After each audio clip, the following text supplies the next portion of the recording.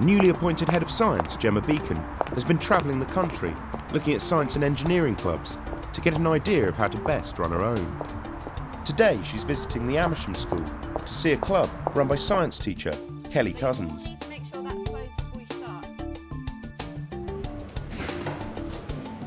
Hi, Gemma.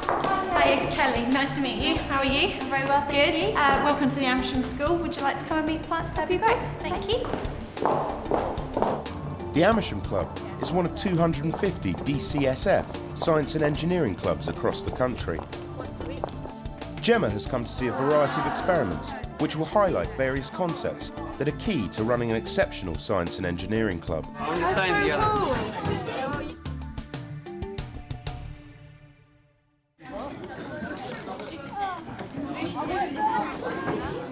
Right, everybody, could you stop what you're doing, please, and look this way? I'd like to introduce you to Miss Beacon. She's going to be joining us for the day while we do our experiments and basically seeing what we get up to. Here in Amersham, the students come every week for an hour after school, and it turns out that most weeks it's an independent experiment. And the children come along and they've said what they'd like to do and they get on and they do it for an hour. But what was also interesting is they've been running sort of projects that last 2 to 3 weeks.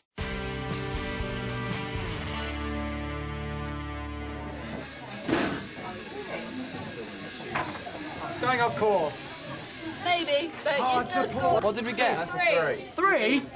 One of the longer projects the club has been looking at is robotics. Rosie has been in charge of building and programming a robot. This is the software that comes with the robot. This is the motor control, and down here you can see which motor you want to use, A, B or C, and then here is whether you want to go forwards, backwards or stop, how long you want it to go, how fast, and we've got it on half power because we were bowling, so you can change it. People sometimes fall into the trap of trying to run a large theme over a year, and that's not necessarily the case. You can do it for a week, maybe leading up to a specific anniversary of a famous scientist. There could be, for example, National Science and Engineering Week that you tailor your activities around. So the themes and the time period don't necessarily need to be very long. I think the benefit of doing longer term projects is that they can see that we're not just doing snapshots of science or technology. We can actually go into further investigations, and it's also useful for them before they go into GCSE and A-level where they'll have to do coursework. Oh, no.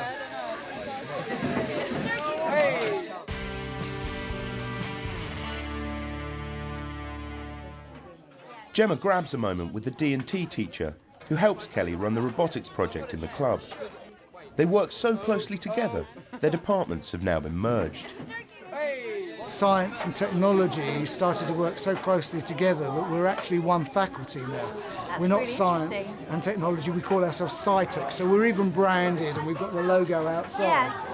So we work more closely together. Science do a lot of the theory and basic experiments. Technology being the practical application of science. Yeah. Pupils come over and they will build torches or alarms or stuff like that. And any resources they need to support this. I think it's very important to get other members of staff to get involved with Science and Engineering Club, because I can't run it purely by myself with the volume of kids that want to do it. It's become very popular and I even have a waiting list now. We also have somebody in the maths department who will come over and do various things at different times. It's really important to get departments working together on a science and engineering club, because at the end of the day you're trying to show pupils the link between science, technology in particular, and also mathematics. And also we don't ever see engineering discussed in schools, so if you can show pupils where those departments work together and how it all fits together, I think that's all well and good. The next one we're going to do is custard behaving strangely. Now this one's actually going to be a competition. So therefore, the group that produces the best one, or should I say the custard that behaves the most strangely, will get a prize, okay? And I think we'll let Miss Beacon judge it at the end.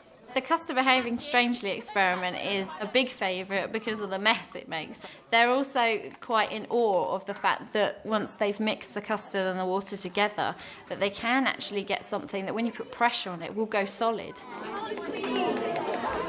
Oh, that's so disgusting.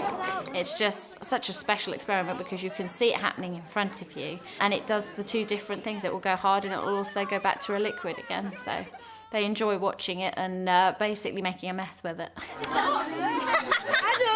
There's no doubt that everybody is switched on by making lots of mess, smoke and flames and whiz-bangs. But the important thing there is to pull the science out and show people where that is used. And by doing that, you can switch people's minds on to extended project work. If you're looking at mess and goo, then there's things where slime is used in nature, that sort of thing. Miss, look at this. Look, you roll it up in a ball, you let go and it goes back to liquids. That's brilliant. That's Really good. How do you feel about the competition? Are you going to win?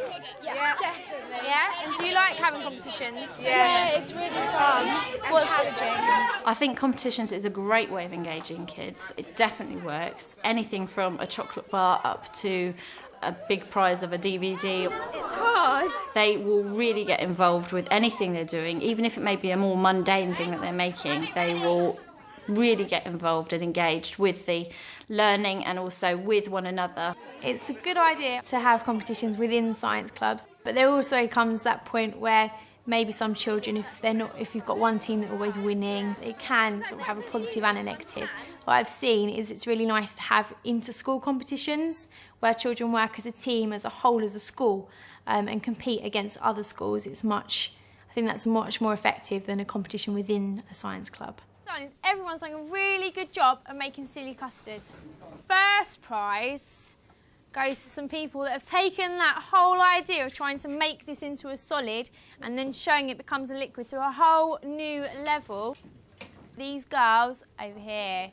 You show us your ball, please, girls. So it's a really big ball of silly custard.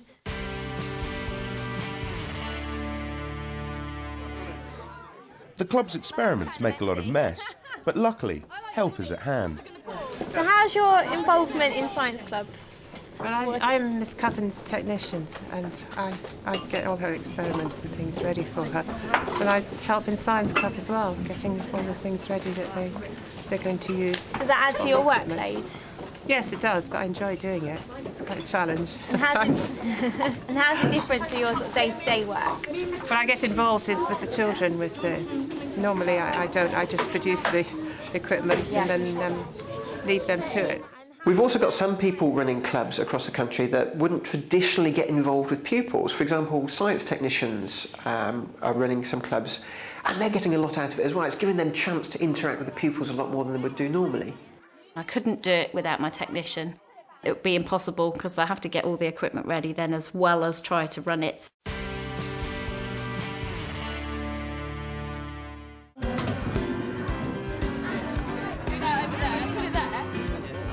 Some of the A-level students who are members of the club are going to demonstrate an exciting experiment to the younger pupils. This will improve not only their knowledge of science, but also their communication skills.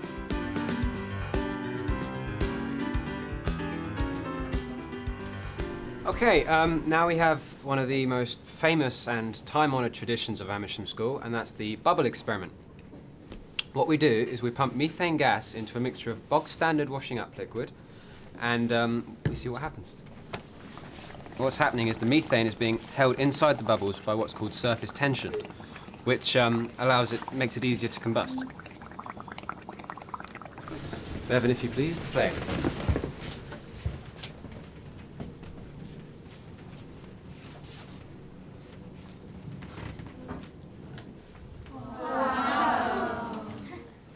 There's a really strong sense of peer learning here. There's a lot of students who were helping today.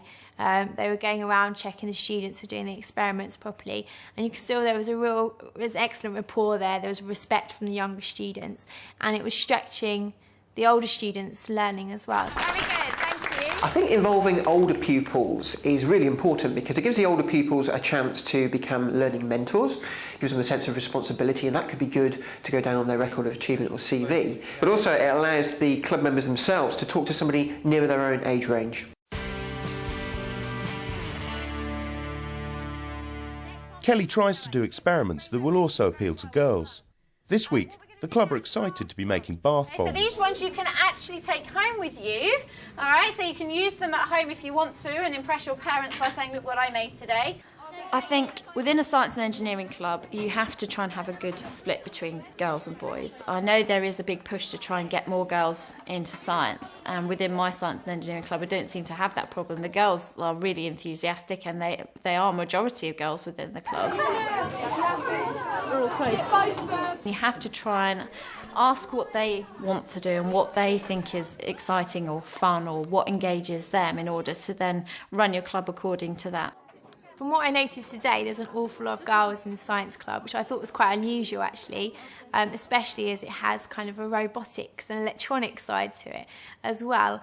One of the reasons might be because Miss Cousins is running it, and I think lots of the girls probably look up to her and see her as a really good role model in science, and therefore are encouraged to come to Science Club. What I like about Science Club is we do lots of fun experiments and I learn more than I do in my actual science lessons.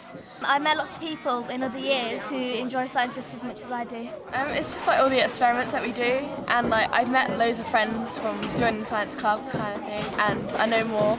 I like enjoy science even more. One of the things the pupils loved about making bath bombs is that they can take them home. The bath bomb experiment is another favourite for the kids because it's something they can take home. They've heard of it before and they know it's in cosmetic shops, so therefore they're quite excited about the fact that they can make their own. Anything that they know is being sold currently out there, they're excited about making for themselves. They know the principles of how it's made, and they've also seen how it works, so that they enjoy doing those because they can take them home. What's your favourite thing about Science Club? Miss Cousins. Miss Cousins? Yeah. And why is she the best thing about Science Club? Because she's the one who makes it really good. She organises trips and everything for us. She's just excellent like that. Right, Adam, when you're ready, put it in, please. Allowing pupils to make things and take things home, for example, bath bombs or little clocks and things, I think does add an extra element of variety. It also gives them something to look at so they can think back and think, yeah, I did that in my club, and it's a little memento. As the day ends, Gemma reflects on what she's seen at the Science and Engineering Club in Amersham. I've really enjoyed my day here. It's been really inspirational. The students are so excited about Science Club.